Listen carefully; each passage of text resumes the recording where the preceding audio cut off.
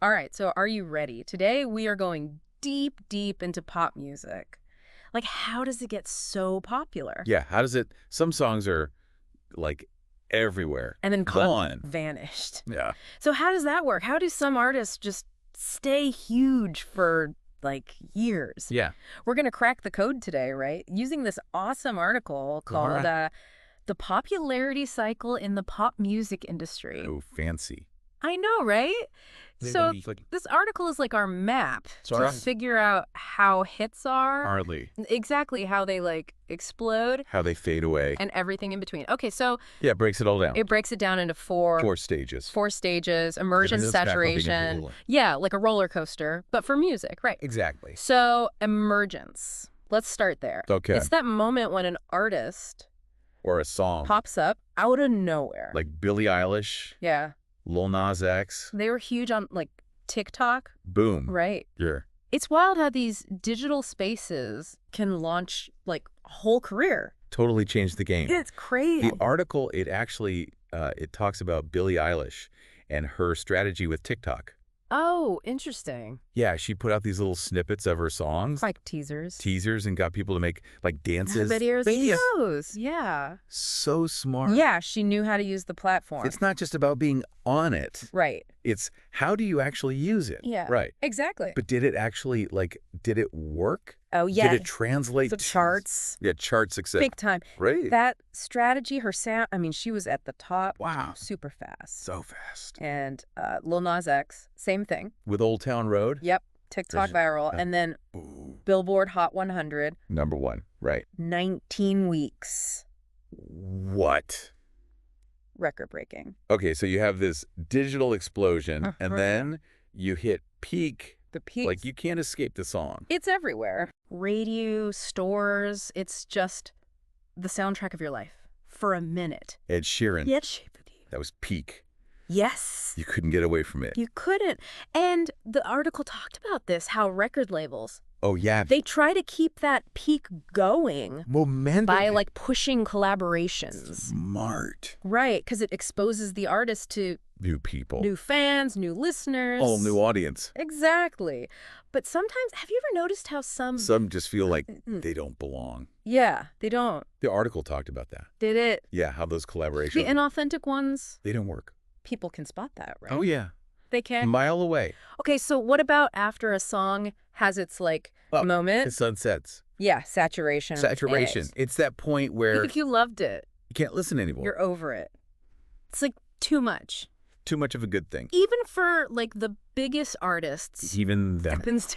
It does. You get tired. It's overexposure. And streaming, it's made it worse. Oh, how so? Songs can be huge fast, Okay. but then they fade just as fast. Oh, interesting. Yeah. So artists have to, like, keep putting out new stuff. To stay Relevant. in the game. Reinvent themselves. Speaking of reinvention, Oh, yeah. the article mentioned Taylor Swift. Oh, she's the queen. It is. And Justin Bieber. Too. They're like the masters of adapting. Totally. Taylor Swift, country to pop, Huge risk. paid off big time. It did. And Justin Bieber, he shed that teeny bopper image. Oh, yeah? He's like grown up, He's a... mature artist. Yeah, I can see that. But it's interesting. He didn't just change his music. No, he got smart. So... Social media. Oh, tell me more. He connected with fans personally. Ooh, interesting. What did he do? Like behind the scenes stuff. Yeah, okay. Showed his creative process, his life. He let people in. Yeah, he became relatable. He reshaped his own image. It's exact. So smart. So you've got artists like them riding the wave. Yeah. But some, they don't do as well. Don't fare as well. Yeah, like One Direction. They were huge. Massive hiatus. Yeah. And it's like they haven't been able to get back to that same level. It's tough. It is. Like, what makes some stay and some, Fade away. fade away? Yeah, there's got to be something. It's complicated. It's talent, choices, Luck. even luck, yeah. The article talked about this thing, cultural shifts.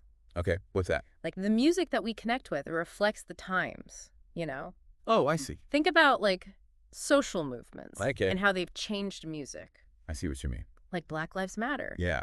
It's pushed artists to, like, really say something with their music. Speak out. Yeah. And people, they connect with that realness. Oh, totally. It's like music becomes part of the like the conversation. Yeah, it's a soundtrack to what's happening.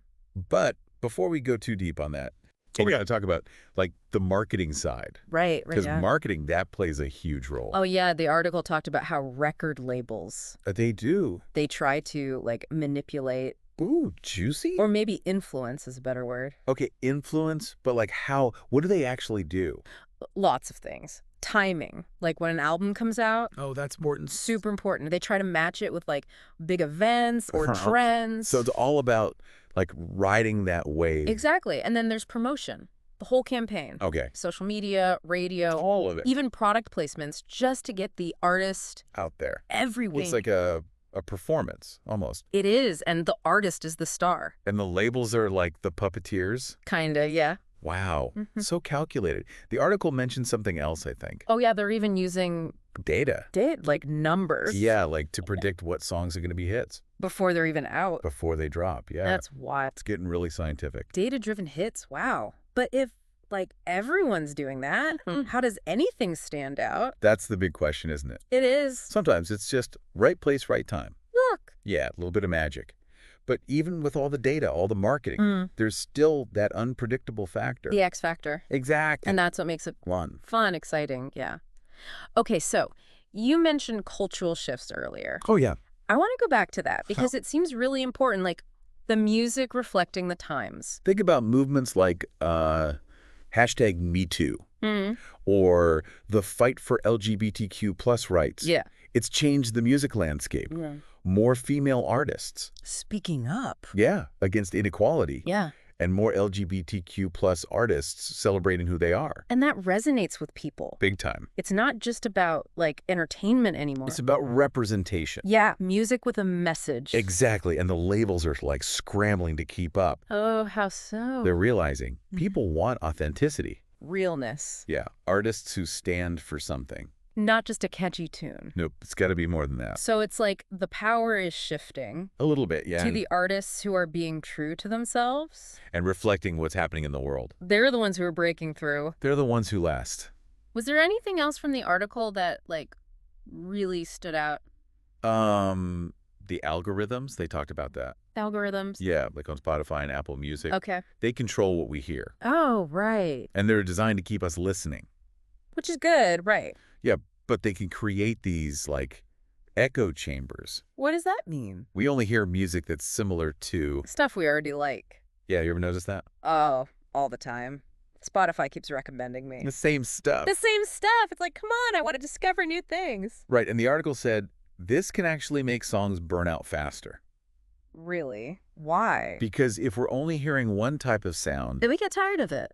Even if it's good, yeah. Interesting. So what can we do about that? We got to be more, like, intentional. Okay. Seek out new stuff, you know. Step outside our comfort zone. Exactly. Explore. Go back to old favorites. Be our own DJs, basically. Exactly. I love that. I love that idea, being intentional, like taking charge of what we listen to. Yeah, our own sonic journeys. Okay, so we've gone deep on this pop music cycle. Yeah. What's the big takeaway? What should people be thinking about when they, Hit play. Yeah, hit play on their playlists? I think the biggest thing is pop music, it's not just surface level. It's deeper than that. It's creative choices, culture, tech, marketing. All those pieces. All of it working together. It's a whole ecosystem. It is. And once you see that, you appreciate the music even more. I know. It's like we've been backstage. Behind the curtain. Yeah, and it's way more complex Than you think. So knowing all this, can we, like, predict the next big thing? Maybe. No, seriously, think about it. You hear a song and you're like, this is it. This is the next emergence. It's got that energy. Or maybe a collab, and you can just tell. This is going to be huge. Yeah.